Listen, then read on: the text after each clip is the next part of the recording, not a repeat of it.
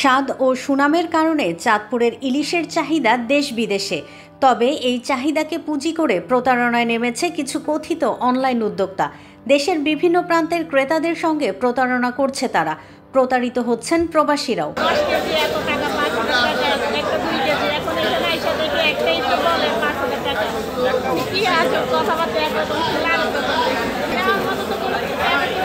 যারা পেজ করছে কিছু অসাধু ব্যবসায়ী আছে, তারা আপনার 4টা মাছ বলে 2000 টাকা 1 কেজি ওজন।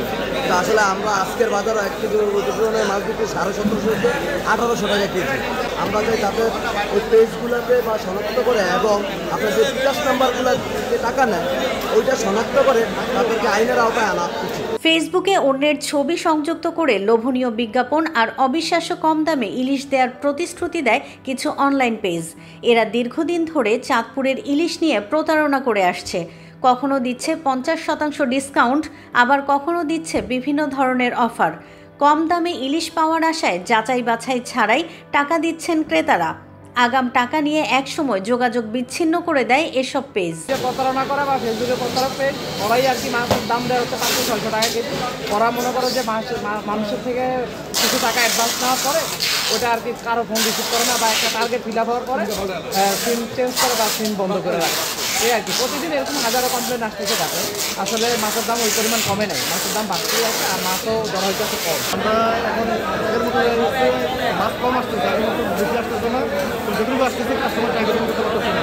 অনলাইনেরা যেই সমস্ত প্রতারণা করে সেই ব্যাপারে আমাদের গার্ডের থেকে সর্বোচ্চ পদক্ষেপ নিছি, কিন্তু আমরা আইনগত ব্যবস্থা নিচ্ছি, প্রশাসন সেটার জন্য ব্যবস্থা নিতেছে। ক্রেতাদের স্বার্থে অনলাইন ইলিশ বিক্রেতাদের তালিকা করে দিয়েছে চাঁদপুর মৎস্য বণিক সমিতি, যেগুলো নিয়মিত মনিটরিংয়ের পরামর্শ দিয়েছেন সংশ্লিষ্টরা। প্রশাসনের কাছে দেওয়া হয়েছে বৈধ বিক্রেতাদের তালিকা।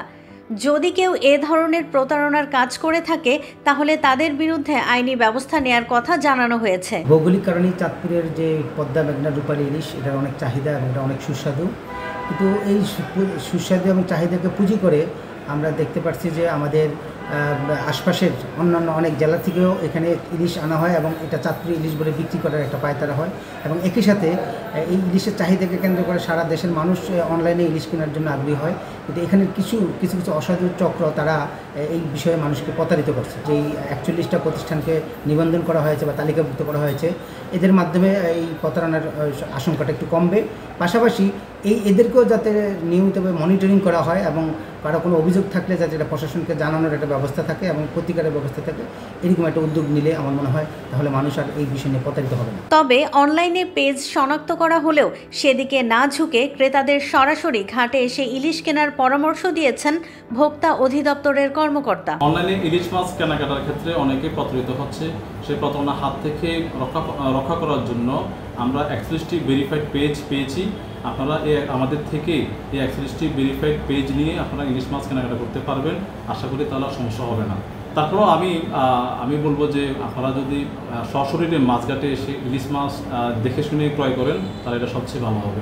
মাছ বিক্রির প্রতারণা রোধে প্রশাসনের নজরদারি বাড়ানোর দাবিও জানিয়েছেন সংশ্লিষ্টরা।